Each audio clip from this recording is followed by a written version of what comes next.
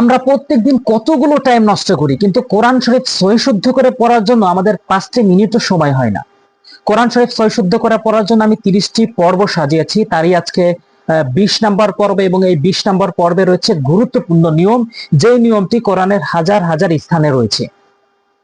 কোরআন শরীফ সহি শুদ্ধ করে পড়তে জানি না, আমরা কোরআন শরীফ শুদ্ধ করে পড়ার জন্য সময় দিই না, অথচ নামাজের সময় যে আমরা তেলাওয়াত করি, অশুদ্ধ তেলাওয়াত করি, সেই অশুদ্ধ তেলাওয়াতের ফলে আমাদের নামাজ ভেঙে যায়, আমরা বুঝতেও পারি না।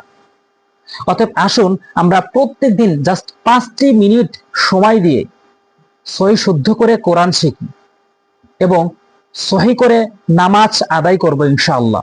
তো আজকের এই 20 নাম্বার পর্ব গুরুত্বপূর্ণ নিয়ম রয়েছে, পুরো ভিডিওটি দেখবেন, তাহলে আপনি বুঝতে পারবেন। আর ভিডিও অবশ্যই একটি লাইক দিবেন আর সাবস্ক্রাইব করেন পরবর্তী ভিডিওগুলো পাওয়ার জন্য। তো আসুন শুরু করছি। এখানে স্ক্রিন শেয়ার করছি, একটু মনোযোগ সহকারে আপনি খেয়াল করবেন। ইজাহারে হাকিকির পরিচয়। ইজাহারে হাকিকির পরিচয়।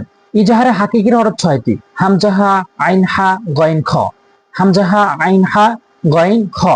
তো এই 6টি হরফ যদি আপনি কখনো ভালো করে মনোযোগ দিয়ে শুনবেন আমি কি বলছি, খুব সহজ করে বলছি, এই 6টি হরফ যদি কখনো আপনি তানবিন এবং নুন সাকিনের পরে দেখেন, নুন সাকিন এবং তানবিনের পরে যদি এই 6টি হরফের মধ্যে থেকে যে কোনো একটি দেখেন, তাহলে এই নুন সাকিন এবং এই তানবিনকে কখনোই গুণনা করে পড়তে পারবেন না।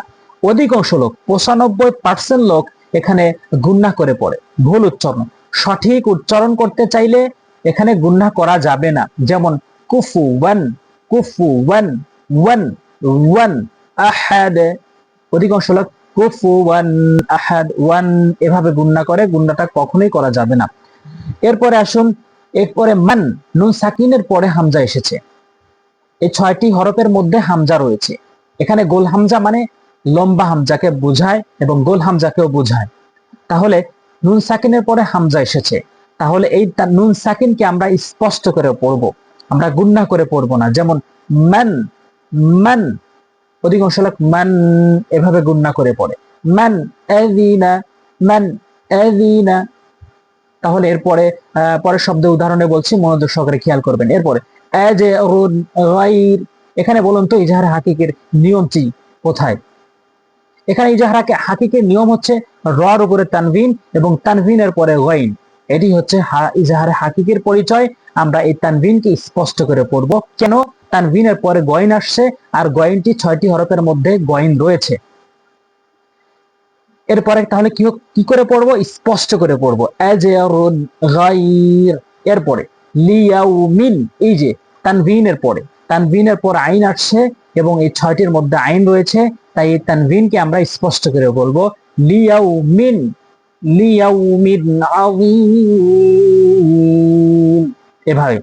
এরপরে নুন সাকিনের পর হামজা আসছে, এজন্য নুন সাকিনকে স্পষ্ট করে পড়তে হবে। মান আযিনা, মান আযিনা, লিমান খাশিয়া, লিমান, তানবিনের পর খ আসছে, 6টির মধ্যে খ রয়েছে। তাহলে আমাদের মনে রাখতে হবে যে ইজহারে হাকিকির হরফ 6টি। এই 6টি হরফ যদি কখনো নুন সাকিন এবং তানবিনের পরে দেখতে পাই, তাহলে অবশ্যই নুন সাকিন এবং তানবিনকে আমরা স্পষ্ট করে পড়বো, গুণনা করে পড়া যাবে না। তো আমরা এই ভিডিওতে এই নিয়মটি শিখছি। এই নিয়মটি কোরআনের হাজার হাজার স্থানে রয়েছে। এখানে শেখার পরে আমাদের হাজার হাজার জায়গাতে সহি হয়ে যাবে। তো পরবর্তী ভিডিওগুলো পাওয়ার জন্য অবশ্যই কিন্তু আপনাকে সাবস্ক্রাইব করতে হবে। কোরআন শরীফ সহি শুদ্ধ করে শিখতে চাইলে অবশ্যই ভিডিওতে একটি লাইক দিন আর সাবস্ক্রাইব করুন পরবর্তী ভিডিও পাওয়ার জন্য। আজ এ পর্যন্তই। আসসালামু আলাইকুম ওয়া রাহমাতুল্লাহ।